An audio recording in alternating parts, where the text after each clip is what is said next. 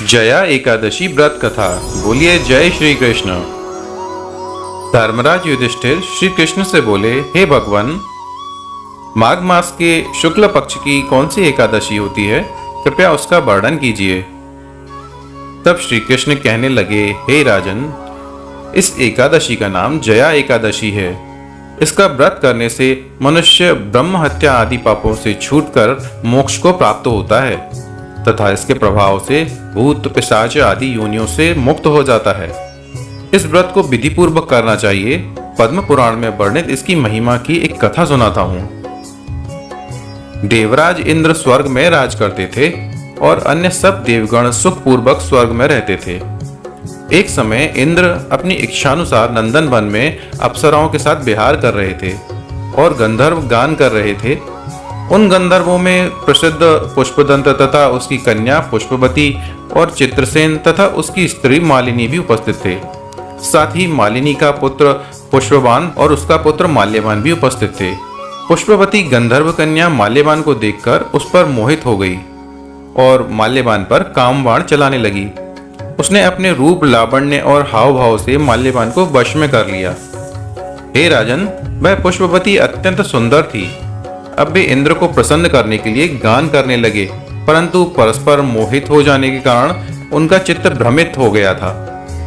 इनके ठीक प्रकार ना गाने और स्वर ताल ठीक नहीं होने से इंद्र इनके प्रेम को समझ गया और उन्होंने इसमें अपना अपमान समझकर उनको शाप दे दिया। इंद्र ने कहा, हे मूर्खों, तुमने मेरी आज्ञा का उल्लंघन किया है, इसलिए तुम्हारा धिक्कार है। अब तुम दोनों स्त्री पुरुष के रूप में मृत्यु लोक में जाकर पिशाच रूप धारण करो और अपने कर्म का फल भोगो। इंद्र का ऐसा शाप सुनकर वे दुखी हो गए और हिमालय पर्वत पर दुख पूर्वक अपना जीवन व्यतीत करने लगे।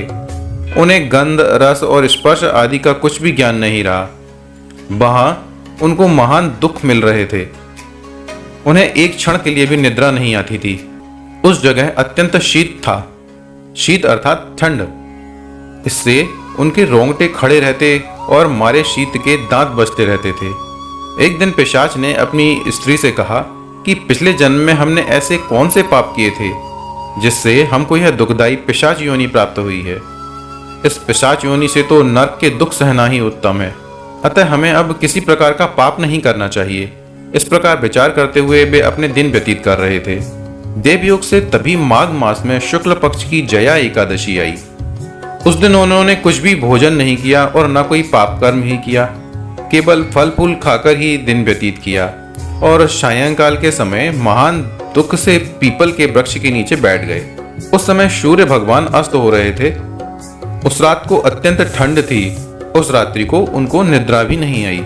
हे राजन, जया एकादशी के उपवास और रात्रि के जागरण से दूसरे दिन प्रभात होते ही उनकी पिशाच योनि छूट गई। अत्यंत सुंदर गंधर्व और अप्सरा की देह धारण कर सुंदर वस्त्राभूषणों से अलंकृत होकर उन्होंने स्वर्ग लोक को प्रस्थान किया। उस समय आकाश में देवता उनकी स्तुति करते हुए पुष्प वर्षा करने लगे। स्वर्ग लोक में जाकर इन दोनों ने देवराज इंद्र को प्रणाम किया। इंद्र इनको पहले रूप में देखकर अत्यंत आश्चर्यचकित होकर पूछने लगे, तुमने अपनी पिशाच योनि से किस तरह छुटकारा पाया? मूल्यवान बोले कि हे देवेंद्र, भगवान विष्णु की कृपा और जया एकादशी के व्रत के प्रभाव से ही हमारी पिशाच देह छूटी है।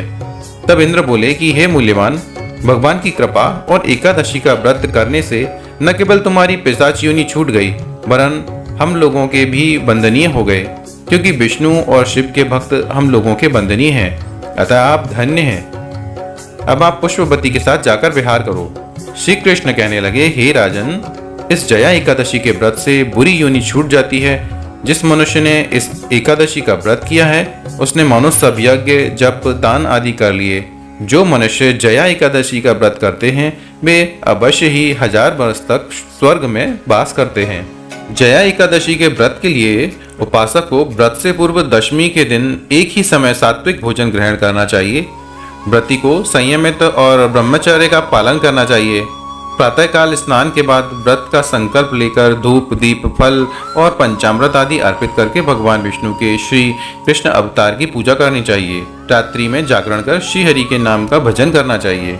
जया एकादशी का व्रत करने से मनुष्य को भूत प्रेत पिशाच जैसी नीच योनियों में जाने का डर नहीं रहता। धर्मराज युधिष्ठिर के कहने पर श्री कृष्ण ने खुद इस व्रत की कथा सुनाई। बोलिए जय श्री कृष्ण।